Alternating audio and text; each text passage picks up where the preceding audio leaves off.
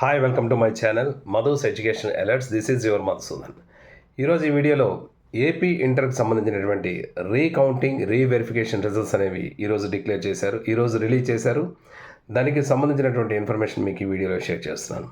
ఎవరైనా first time కానీ నా ఛానల్ చూసినట్లయితే ప్లీజ్ సబ్స్క్రైబ్ మై ఛానల్. ఇక విషయంలోకి వెళ్దాం. ఈరోజు ఇంటర్మీడియట్ ఎగ్జామినేషన్ సంబంధించినటువంటి ఎవరైతే రీకౌంటింగ్ రీవెరిఫికేషన్కి అప్లై చేశారో వాళ్ళ తలక రిజల్ట్స్ని ఈరోజు రిలీజ్ చేయడం జరిగింది. దాని తలక లింక్ని కూడా మీకు ఇక్కడ ఈ మెసేజ్ బాక్స్లో నేను షేర్ చేస్తాను.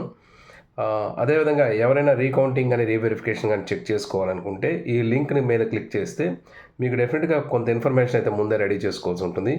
మీ రోల్ నెంబర్, మీ యొక్క డేట్ ఆఫ్ బర్త్, అలాగే మీ తనక ఎక్నాలజ్మెంట్, అంటే రీకౌంటింగ్ కానీ రీవెరిఫికేషన్కి అప్లై చేసేటప్పుడు మీకు ఒక ఎక్నాలజ్మెంట్ ఉంటుంది. ఆ ఎక్నాలజ్మెంట్ కానీ లేదా దాని రిజిస్ట్రేషన్ నెంబర్ ఉన్నా పర్వాలేదు. ఈ డీటెయిల్స్తో మీరు ఈ లింక్ మీద క్లిక్ చేసి ఈ డీటెయిల్స్ని మీరు అప్లోడ్ చేసినట్టయితే మీ రిజల్ట్స్ అనేది వస్తుంది.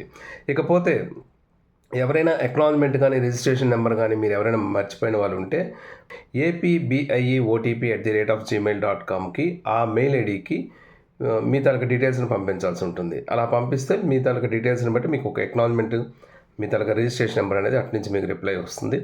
దాన్ని బేస్ చేసుకొని మళ్ళీ మీరు లింక్ ఓపెన్ చేసి చూసుకుంటే మీకు మీ రిజల్ట్స్ అనేది మీకు క్లారిటీ వస్తుంది. సో మీకు ఇన్నాళ్ళ నుంచి మీరు వెయిట్ చేస్తున్నటువంటి రీవెరిఫికేషన్, రీకౌంటింగ్ అనే రిజల్ట్స్ వచ్చేసింది కాబట్టి వెంటనే మరి ఇంకా ఆలస్యం చేయకండి.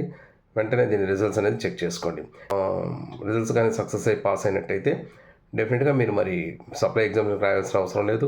ఎవరైనా ఫెయిల్ అయిన వాళ్ళు ఉంటే మాత్రం సప్లై ఎగ్జామినేషన్స్కి రాయవలసి ఉంటుంది. సో దీనికి సంబంధించి ఇంకేమైనా డౌట్స్ ఉన్నట్టయితే కామెంట్ బాక్స్లో షేర్ చేయండి. తప్పకుండా నాకు తెలిసిన ఇన్ఫర్మేషన్ మీకు ఇస్తాను. Thank you. ఇంకా అదే కాకుండా ఇంటర్ సప్లై ఎగ్జామినేషన్ సంబంధించి పేపర్ వాల్యుయేషన్ ఎలా చేస్తారని చాలామంది అడుగుతున్నారు.